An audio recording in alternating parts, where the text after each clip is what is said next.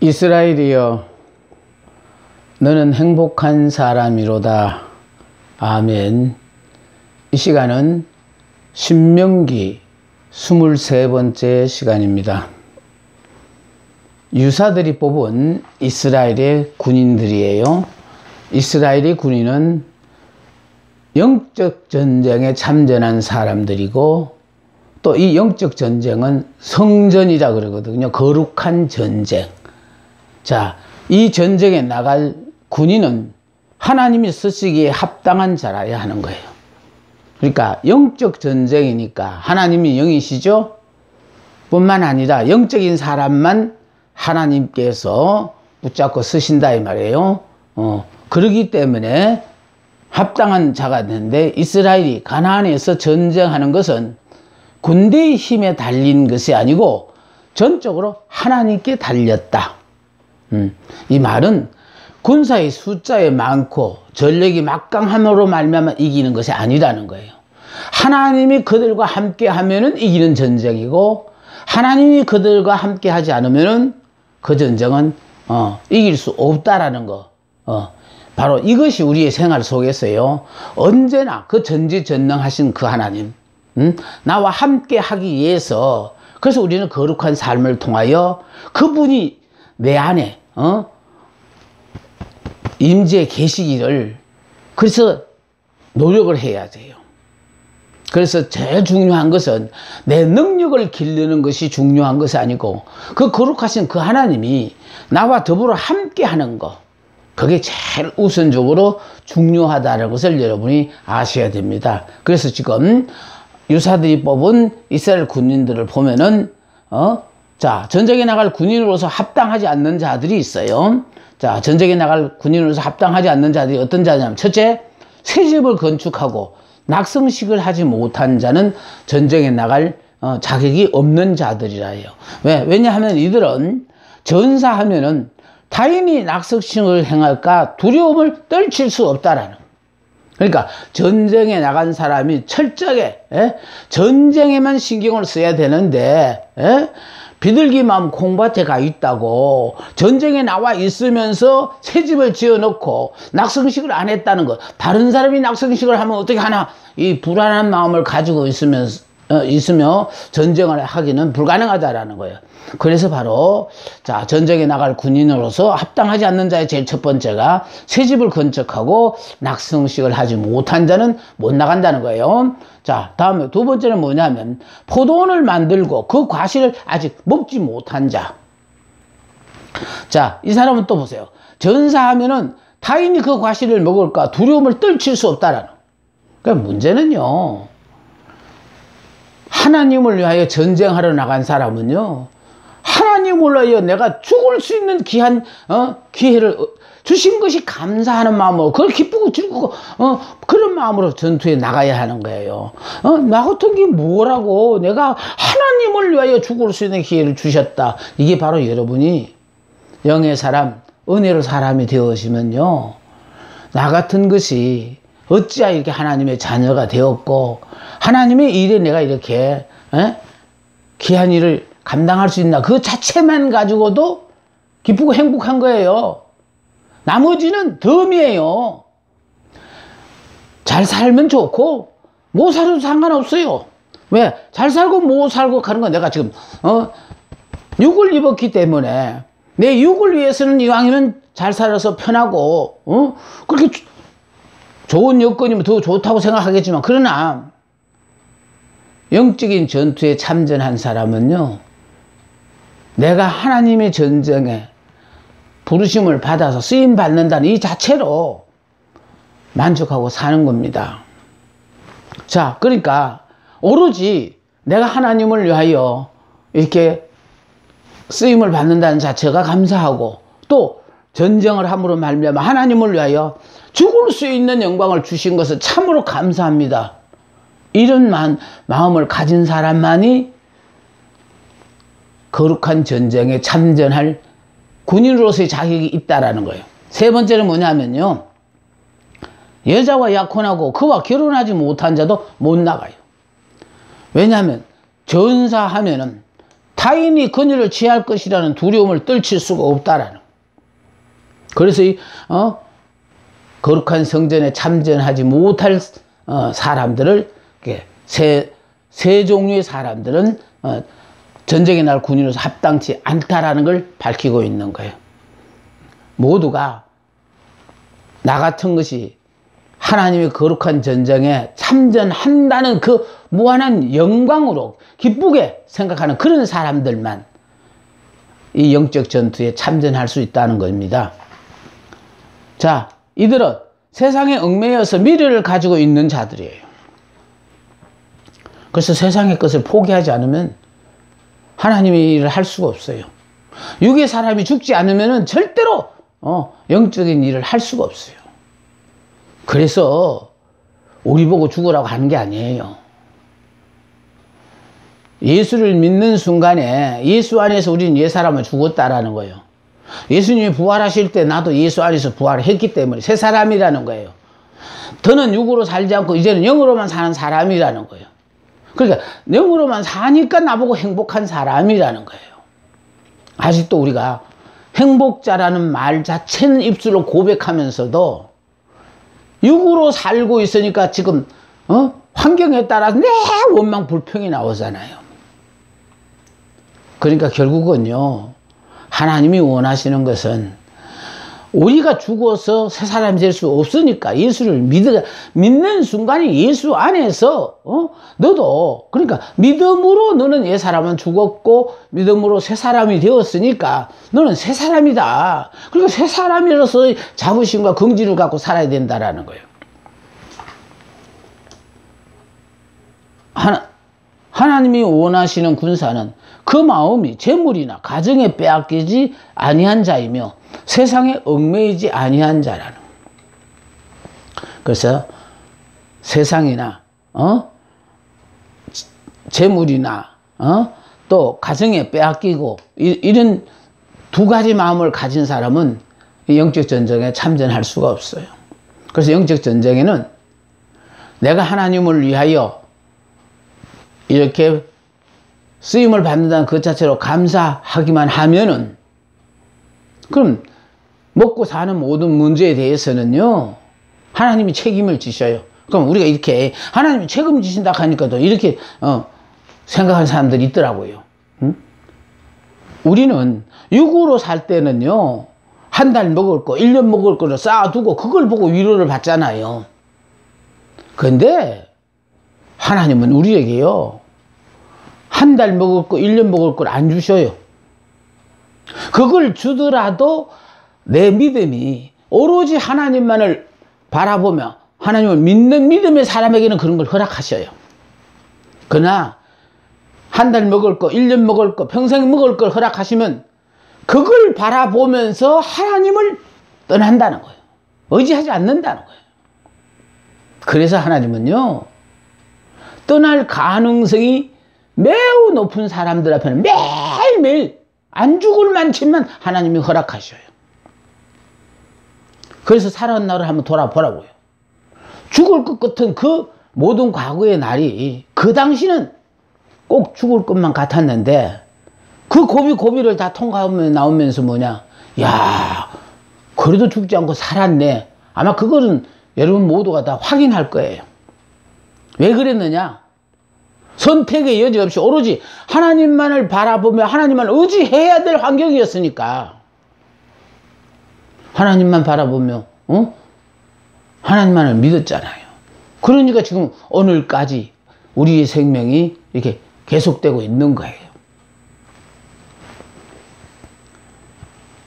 하나님이 원하시는 군사는 그 마음이 재물이나 가정에 빼앗기지 아니한 자이며 세상에 얽매여서는 안 돼요. 자, 다음에는요, 적군들을 대하는 교훈이에요. 그냥 하나님의 군사는 또 일반적인 다른 군사들과는 비교가 안 된다라는 거예요. 보세요. 먼저 화평을 선언하라는 거예요. 전쟁의 목적이 있는 게 아니거든요. 자, 화평을 선언하라. 가나안 민족 위에 다른 민족을 상대로 전쟁을 할 때는, 근데 여기 재미로운 건 뭡니까? 가나안 민족에 대해서는 이건 예외가 없다라는 거예요. 왜냐하면 이 가나안 땅은 하나님이 약속하신 땅이고 이 땅에 사는 7 족속은 이미 하나님이 참으실 만큼 참으셨다라는 거예요. 죄가 가득 찬 민족이기 때문에 더 이상 하나님이 긍휼을 베풀 아무런 이유가 없다라는 거예요. 그래서 가나안 민족은 말살시키는 것이 하나님께서 이스라엘 민족을 통하여 이 가나안 7 족속을 멸하는 것이 하나님의 목적이에요.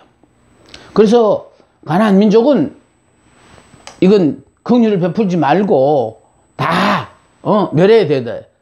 그러나 가나안 7 족속이 아닌 민족들은 언제나 먼저 전쟁보다는 화평을 청하라는 거예요. 하나님은 죄악이 가득 찬 민족은 징벌하시지만 그렇지 않는 민족은 달리 취급을 하신다. 하나님이 사랑하는 이스라엘 민족만 사랑하고 다른 민족 사랑하지 않는다? 아니에요. 하나님을 믿든 안 믿든 다 사랑해요. 그런데 여기서 말씀하시는 것은 가나안 땅, 하나님의 땅에 살고 있는 가나안 7 족속은 하나님이 이때까지 긍휼을 베풀었는데도 불구하고 그들이 돌이키지 않고 하나님이 싫어하시는 우상을 숭배하면서 하나님이 도저히 더 이상 봐줄 수 없는 상황에 갔으니까 이건 7 족속은 멸하는 거고, 그 외에 다른 민족에게는 먼저 전쟁보다는 화평을 청하라는 겁니다. 자, 다음에요. 화평의 제의가 수락되면 조공을 받는 조건 하에 서로 화평하라고 했어요. 그러니까 화평 제의가 수락되면은 조공을 받는 조건 하에서 서로 화평하라고 했어요. 그런데 이 화평을 거부하면 어떻게 되나? 화평을 거부하면 그제서 전쟁하라고 했어요. 자, 화평을 거부하면 전쟁하라. 자, 전쟁 시의 유의사항요. 남자는 모두 죽이되 여자와 어린아이와 육축과 탈취한 것은 죽이지 말고 그것은 취하라. 또 다음에 탈취물은 여호와께서 내게 주신 것인즉 너는 그것을 누리라. 그래서 탈취물은 그건 하나님께서 내게 주신 것이니까 너는 그것을 누리라는 거예요. 자, 그러나 가나안 민족은 철저히 멸하라는 거예요. 자, 가나안 민족 철저히 멸하는데 멀리 떨어져 있는 성읍들에 남은 사람들이 있을 수 있다. 이스라엘에게 유업으로 주기로 약속된 성읍들에는 거민들이 하나도 남아 있어서는 안 된다는 거예요.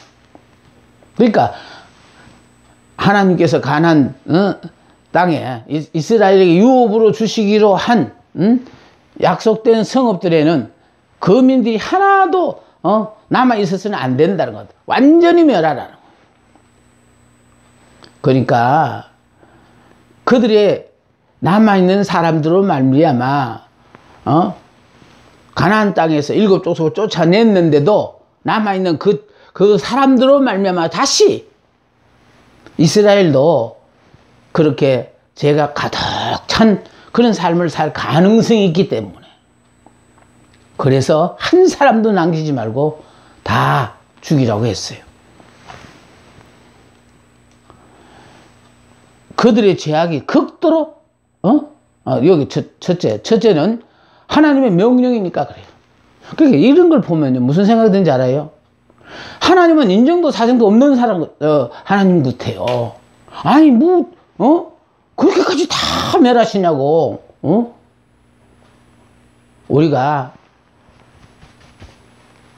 우리 인간의 생각 그때는요,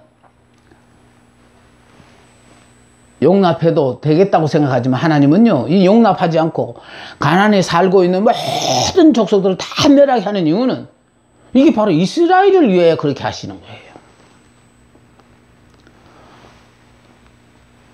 남아있는 이 사람들로 말미암아 앞으로 가나안 땅에 들어가서 주 안에서 평안한 삶을 살아야 될 이스라엘 백성들에게 어려움이 닥치니까 그래서 완전히 제약의 뿌리는 아주 쓴뿌리까지 다 뽑아버리라고 그래서 온정을 베푸지 못하게 하는 거예요.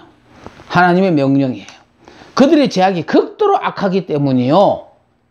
자, 그대로 두면 순수한 여호와 신앙의 이스라엘에게 치명적인 우상 숭배 풍습을 전염시킬 위험이 있기 때문에 그렇다는 겁니다. 아이, 다른 사람 다 전염돼도요, 저는 안 그래요. 절대로 안 믿어요. 없습니다. 육신을 입은 인간은요, 눈으로 보고 믿어요. 그러나 영으로 사는 사람은 눈으로 안 보고도 하나님은 우리 보고요, 이스라엘이여 너는 행복한 사람이로다. 내가 예수 믿는 순간에 육의 사람은 죽고 영의 사람이 됐다는 걸 깨달은 사람은요, 그 사람은 행복한 사람으로 살아요. 다른 사람처럼 재물이 많아서 또 건강해서 모든 조건이 남보다 나아서 행복한 거 아니에요. 도저히 행복할 수 없는 환경임에도 불구하고 전혀 환경과 상관없이 행복하게 살거든요. 하나님이 그 마음에 평안을 주시면은요, 환경과 상관없어요. 폭풍 중에도 그 마음에 평안을 주시니까. 이런 삶은 여러분이 이렇게 살아보셔야만 이해가 되어져요. 아니, 내가 이런 상황에 살면서도 왜 이렇게 걱정은 하나도 되지 않고 왜 이렇게 마음이 평안하고 행복한지 나도 모른다. 왜 모르느냐? 내가 애쓰고 수고해 얻어진 게 아니거든요. 하나님이 우리의 마음에 평안을 주셨어. 그래서 그런 거예요. 그래서 가나안의 살고 7족속에 대해서는 아예 진멸하라는데 그것이 하나님의 명령이고, 다음 그들의 제약이 극도로 악하기 때문에, 극도로 악하다. 하나님께서 참으실 만큼 참으셔. 이제는 더 이상 참을 수가 없다. 우리도 이 지경에 가면 문제가 생깁니다. 그대로 두면 순수한 여호와 신앙이 이스라엘에게 치명적인 우상 숭배의 풍습을 전염시킬 위험이 있기 때문에. 지금까지 배우시면서 여러분 뭐가 남았습니까? 저는 여러분과 같이 공부하면서 느끼는 건요, 하나님 외에 다른 신을 섬기지 말라고 했잖아요. 그런데 하나님 외에 다른 신, 바로 아직도 육신은 있고 육의 사람은 눈으로 보이는 것을 믿다가 보니까, 그래서 저들이 원하는 신을 만들어 놓고 그걸 이렇게 신이라고 섬기니까 이건 하나님을 모독하는 거라는 거예요. 특히 중요한 것은요, 이스라엘에게는 여호와만이, 하나님만이 참신이셔요.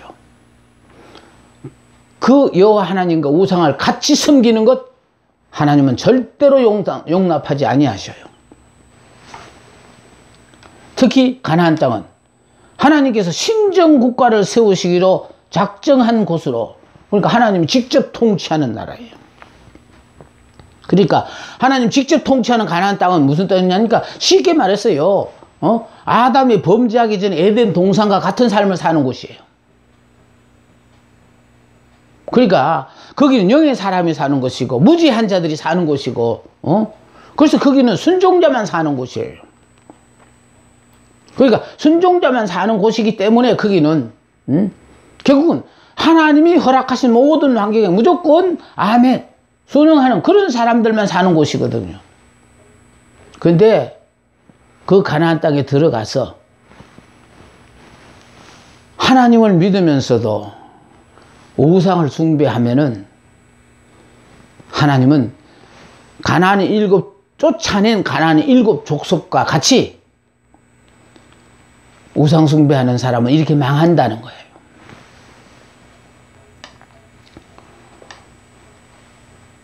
그 어떠한 제약의 요소도 허용되어서는 안 되기 때문에 그래요.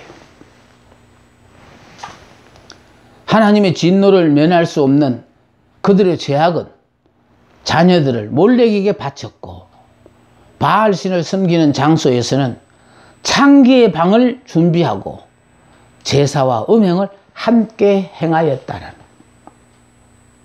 그러니까 하나님은 이런 죄를 용납하지 않겠다라는 그런 의미입니다. 또 생활에 관한 여러 가지 규례예요. 포로된 여자를 아내로 취할 때의 규례. 포로로 잡혀온 여자를 자기 아내로 취할 때, 자, 아내를 취하는 법은요, 그를 자기 집으로 데리고 온다. 다음에 머리를 밀고 손톱을 깎고 포로의 의복을 벗긴다. 자기 부모를 위해 한 달 동안 애곡하게 된다. 그러니까 자기 부모를 위하여 한 달 동안 애곡하는 기간을 줬어요. 자, 그녀의 조국과 고향, 부모 형제를 떠나게 된 것에 대한 슬픔의 표시입니다. 자, 이 기간이 지난 후에 그 후에 정식으로 아내로 삼는다. 다음, 포로된 여자의 인격을 존중해야 된다. 그러니까 포로된 여자라도 인격을 존중해 줘야 된다라는 뜻입니다. 다음, 만일 그 여자를 미워하면은 종으로 팔지 말고 놓아주라. 그러니까 자기 아내를 삼았던 자이니까 종으로 팔지 말고 그냥 놓아주라는 겁니다. 비록 포로되었던 여자라도 그녀의 인격과 정당한 권리를 존중해주고 보호해주라는 그런 의미입니다. 장자 상속에 관한 규례입니다. 장자 상속에 관한 규례. 자, 우리의 일반적인 가정에서 이런 일이 있을 수 있거든요. 보세요. 두 아내가 있는 장자의 기업 문제. 자, 두 아내를 가진 자가 감정적으로 일을 처리하지 말고 하나님께로부터 난 법에 의하여 처리하자. 미워하는 아내에게서 아들을 먼저 보고 사랑하는 아내에게서 아들을 추후에 본 경우, 그러면 이런 경우에 보면요, 미워하는 아내로부터 얻은 아들은 장자이지만은 장자권을 빼앗길 가능성이 많아요. 왜? 사랑하는 아내가 들어서 결국은 자기 아들에게 장자권을 받도록 할 가능성이 있기 때문에 지금 이런 규례가 있다라는 거예요. 그런데 문제는요, 하나님께서 정해 주신 규례대로 우리는 이스라엘 백성들은, 하나님의 자녀들은 살아야 되거든요. 자, 여기 보세요. 어머니가 누군가에 상관없이 먼저 난 아들에게 장자의 기업을 주어야 한다. 그러니까 미운 아내로부터 난 아들이라도 장자의 기업을 줘야 된다라는 거예요. 그리고 이건 이렇게 준다는 거는 내가 지금 하나님 앞에서 산다라는 신앙 고백이 돼요. 그런데 하나님 앞에 안 살면은 내가 사랑하는 아내의 아들을 통하여 장자권을 허락할 수 있다라는 거예요. 그래서 문제는요, 내가 지금 하나님 앞에서 사나, 사람 앞에서 사나. 그래서 하나님 앞에 사는 사람은요, 양심이 부끄럽지 않으면은 떳떳하게 그냥 살아요. 순간적으로 오해를 받을 수도 있죠. 그건 하나님은 다 아셔요. 그런데 그걸 굳이 우리가, 이건 오해야, 난 그럴 마음이 없어서, 굳이 애써서 변명 안 해도 돼요. 아무리 내가 변명을 하더라도 통하지 않는 순간이 있어요. 그러니까 하나님은 아셔요. 네가 고의적으로 그렇게 했는지, 아니면 지금 오해를 받고 있는지 하나님은 아시거든요. 그래서 우리는 그냥 하나님 앞에 떳떳하면은요, 하나님께서 뭐 억울한 누명을 섰다면 그것까지 다 이렇게 벗겨줘요.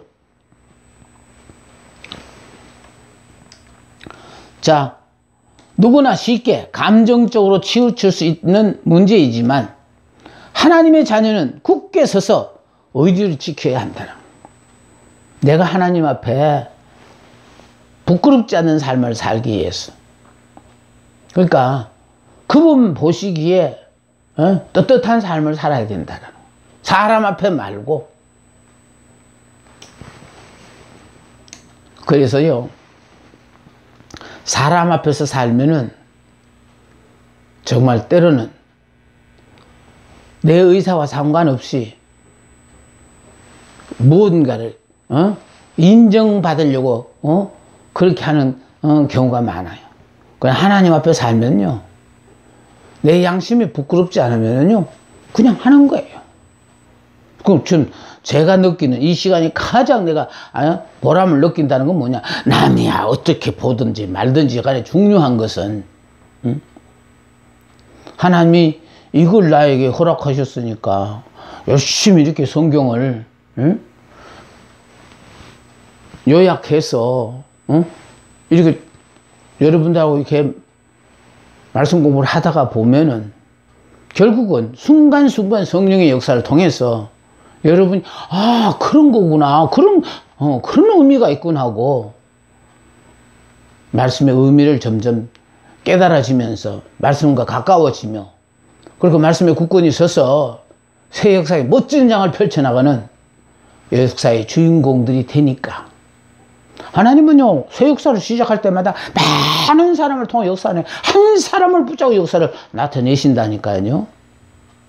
그래서 내가 세상의 방법으로 다른 사람과 경쟁할 만한 사람은 각자 능력과 세상의 방법으로 한번 경쟁을 해 보시고, 나는 애초에 경쟁 자체가 안 되는 사람이라는 걸 본인이 깨달으셨다면은 좀 미련하게 보이더 오로지 말씀만 붙잡으세요. 그리고 하나님의 약속의 말씀을 믿으시면은 자신 있게 외치세요. 그리고 삶을 통하여 어떻게든지 행복자다운 모습을 여러분이 보여주세요.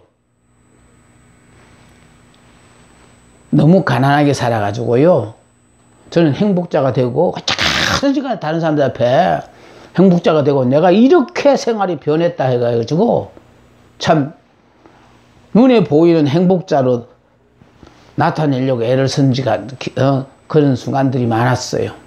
그런데 세월이 점점 가면 내가 은혜를 받고 나니까 하나님 그걸 보시는 게 아니라 내 마음이 얼마나 변했는가. 다시 말해서 용서 못할 거 용서하고, 참을 수 없는 거 참고, 정말 관심도 갖지 않아야 될 일에 대해서도 그래도 관심도 가지면서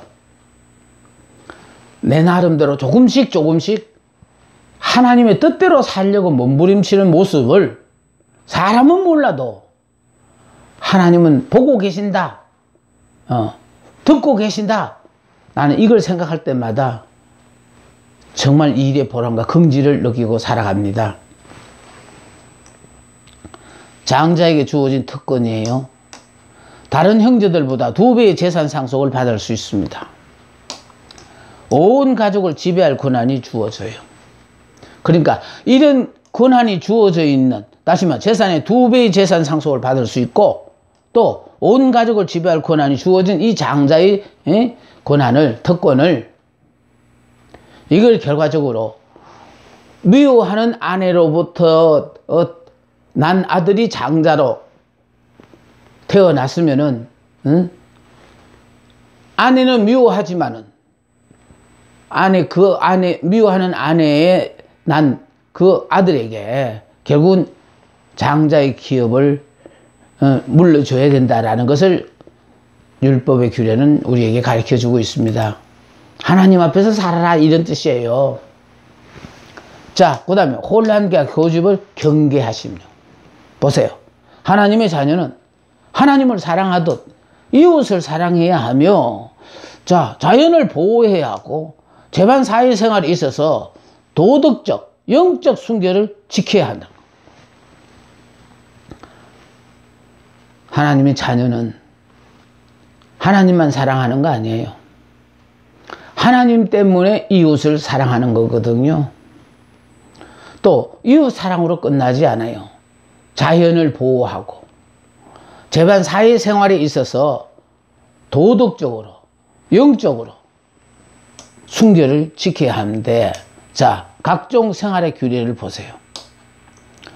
길 잃은 가축을 목격했을 때, 길을 잃어버리고 있는 가축을 목격했을 때, 여기에 자, 우양의 주인을 아는 경우, 소나 양일 경우에 저게 누집소다, 누집 양이다라는 걸 알 경우에는, 주인을 아는 경우에는 못 본 채 하지 말고 반드시 끌어다가 그 주인에게 돌려주거나 그것이 있었던 목장으로 데려다 주라.